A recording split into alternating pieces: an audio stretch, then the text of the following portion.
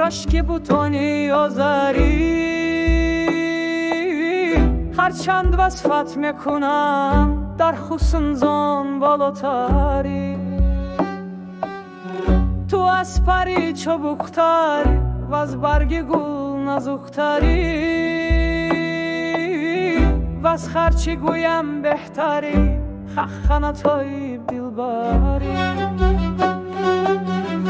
تو نقش میبندد فلک هرگز نداده این نمک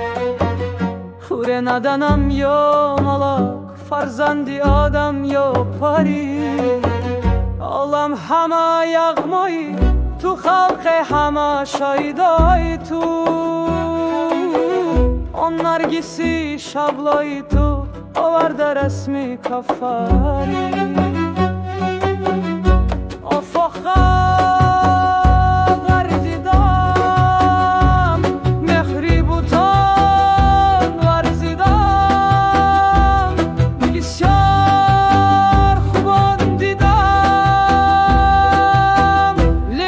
تو چیزی دیگری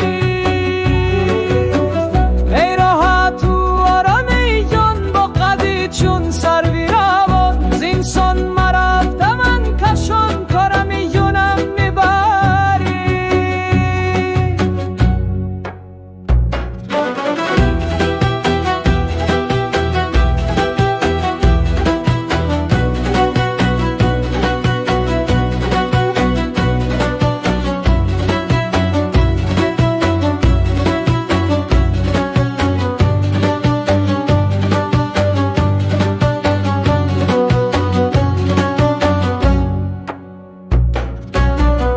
از می تماشا کرده ای آهنگ صحرا کرده ای جان و دلی ما برده ای نست رسمی دلبری